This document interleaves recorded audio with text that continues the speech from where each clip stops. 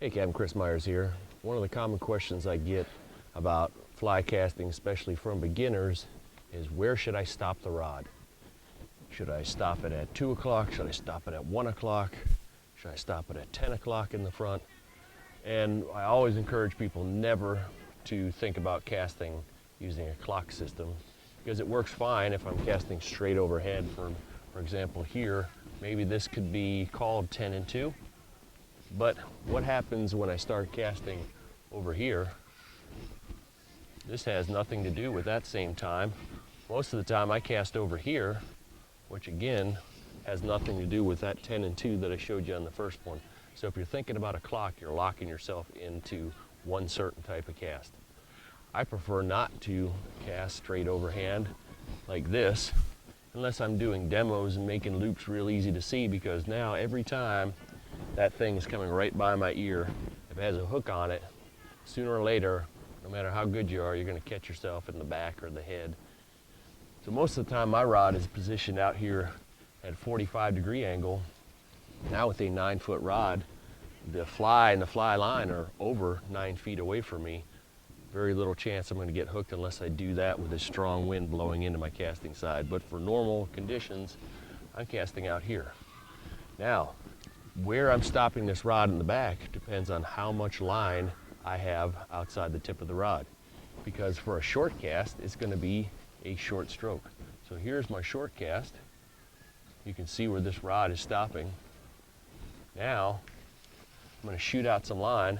I added about 10 more feet of line. Now watch where the rod has to stop just to move that same amount of line. Now there has to be a longer pause, but it's a longer stroke. Now I'm going to shoot out about another 10 feet of line. So now I have about 35, 40 feet of fly line plus a leader on here. Now the stroke needs to get even longer. So now the point between where my rod's stopping in the front and the back has really opened up, and it's much bigger.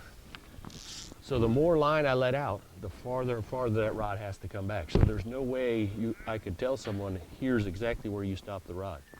What you need to do as a caster and someone who's trying to learn to cast or improve their cast is to look behind you and to see when the line is straightening out so you can change directions.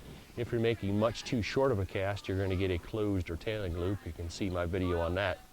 If you're making much too long of a cast, then you're probably not going to run into near as many problems as if it's too short. Because even if I have a little bitty short length of line, I can get it to go out with a long stroke. It's not quite as nice of a loop. In order for me to get the nice tight aerodynamic loop I want, you got to get a good combination of distance, speed, accuracy, power. And the only way to do that is if you're looking to see what those loops look like behind you. Because if this is how I practice all the time, I'm completely guessing whether that loop looks great or whether it looks horrible. And if it's looking horrible, it's probably why your forward cast isn't going where you want.